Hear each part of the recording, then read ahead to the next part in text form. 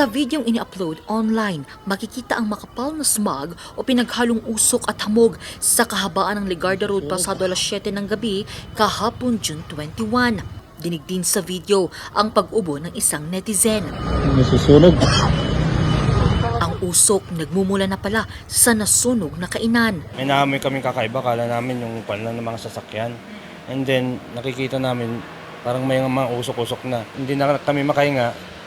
Ang pinili namin, lumabas na, nag-lock kami ng store namin para hindi kami masuffocate dito. Maswerteng walang nasaktan sa insidente. Agad ring idiniklara ang fire out bandang alas 7:40 ng gabi. Ang nasunog dito is yung exhaust nung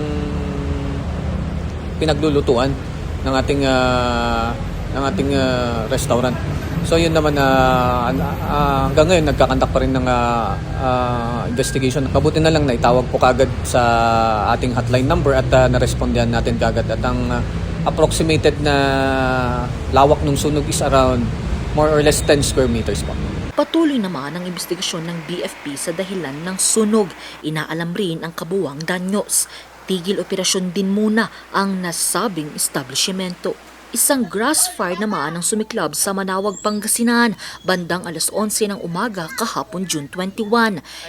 Ikinaalarma ito ng mga parking boys sa lugar matapos makita ang usok. Tinitingnan pa namin lahat ng anggulo para makita namin yung cause. Pero yung pinaka-major factor dyan, ma'am, is yung init ng panahon talaga. Hindi na po kasi kagaya ng mga nakarang araw na umuulan.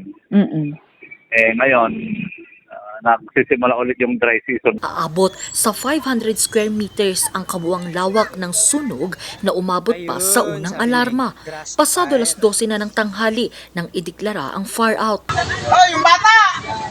Muli namang nagpaalala ang BFP Manawag sa publiko na iwasang magsunog ng anumang bagay para maiwasan ang anumang dahilan ng sunog. Angel Arquero, RNG News.